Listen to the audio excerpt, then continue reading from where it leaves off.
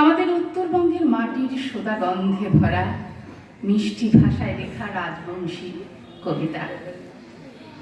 গাছ আমাদের শুধু বেঁচে থাকার জন্য অক্সিজেন সরবরাহ করে না, গাছ মানুষ সহ পশু পাখির জীবন জীবিকা নির্বাহের উপায় খুঁজে দেয়। সেটাই সাংবাদিক বিশ্বজ্যোতি ভট্টাচার্য এই কবিতায় খুব সুন্দরভাবে তুলে ধরেছেন। একটু মন দিয়ে শুনবেন, আশা করছি ভালো লাগবে।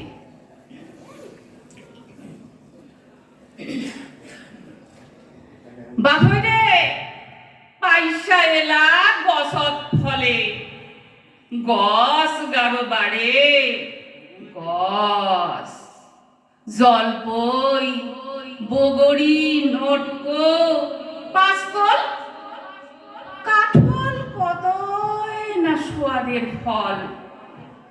ঘরের বগলত কয় হাত জাগা যদি খালি পড়ি নয়, বাপই কাঙেরা বেল জাম তেলমূল নেওয়া কাঠল সুপারি কাঠল গছ পোতাও।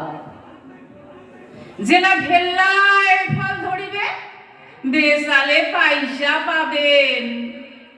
কায় কইছে পয়সা গছত না ধরে, খালি পয়সা আসিবে বাড়ে পুণ্য হবে পুণ্য। তেলমূল বগড়ি জলপই পাকিলে সারো টেউরি বুলবুলি বকতুলের খড়ো না খাবে। বাড়ির গছ নলে সেওয়া পাবেন, হাওয়া পাবেন, হিমসানি গরমত ঝাঁসি যাওয়া দেহা জুড়াবে। যারা দেওয়া সিলকাবে সরব পড়িবে, বড্ড গছ নলে সোগায় বাঁচিবেন বারে সোগায় বাঁচিবেন। ঘাটার দুই পাখর একখান দুইখান করি বট পাকুড়ি কাঠল আমগছ গাঢ় দেখি থাও।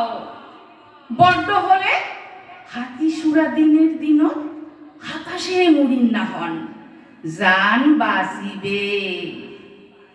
এলা পানগুয়া বেচালেও পয়সা আইসে, কাহো বেচায় বাইগন আলু দুসকুশি বড়া পেন্টি কালাই পানি কুমড়া তোড়ই কুচু বাড়িটাও পয়সার তাবি। ডোবার ঘোরালো এলে না বেশি খায়। বাপই পয়সা এলা গছত ফলে, গছ গারো বাড়ে গছ, গছ গারো বাড়ে গছ।